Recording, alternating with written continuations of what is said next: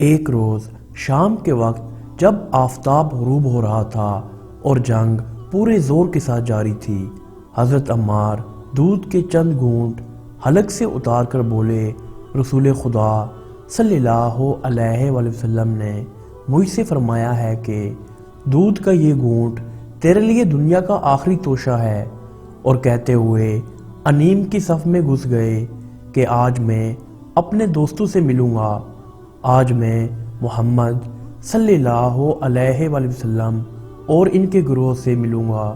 کچھ ایسے عزم و استقلال سے حملہ آور ہوئے تھے کہ جس طرف نکل گئے پرے کا پرا صاف ہو گیا۔ واقف کار مسلمان ان پر ہاتھ اٹھانے سے پہلو بچاتے تھے، لیکن اسی حالت میں ابن الغاویہ کے نیزہ نے ان کو زخمی کر کے زمین پر گرا دیا اور ایک دوسرے شامی نے بڑھ کر سر تن سے جدا کر دیا۔ یہ دونوں قاتل جگڑتے ہوئے امیر معاویہ کے دربار میں پہنچے، کیونکہ ان میں سے ہر ایک اس کارنامے کو اپنی طرف منسوب کرتا تھا۔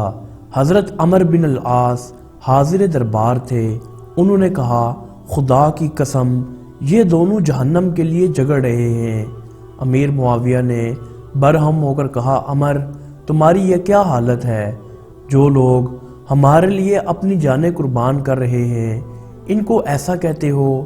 بولے، خدا کی قسم ایسا ہی ہے، کاش آج سے 20 برس پہلے مجھے موت آ گئی ہوتی۔ حضرت عمر بن العاص کو حضرت عمار بن یاسر کی شہادت سے سخت پریشانی لاحق ہوئی اور اس جنگ سے کنارہ کش ہونے کے لیے تیار ہو گئے، لیکن حضرت امیر معاویہ نے یہ کہہ کر تسلی دی کہ عمار کے قاتل ہم نہیں ہیں، بلکہ وہ جماعت ہے جو ان کو میدان جنگ میں لائی۔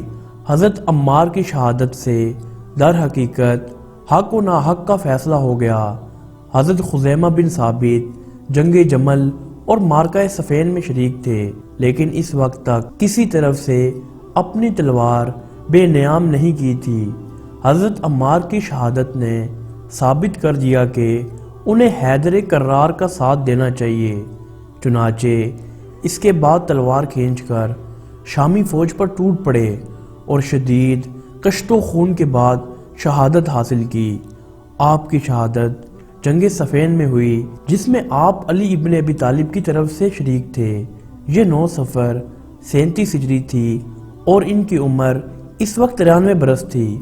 بعد نے 91 اور بعد نے 92 سال ذکر کیا ہے۔ حضرت عمار بن یاسر کی شہادت کے بعد حضرت علی بن ابی طالب نے آپ کی نماز جنازہ پڑھائی۔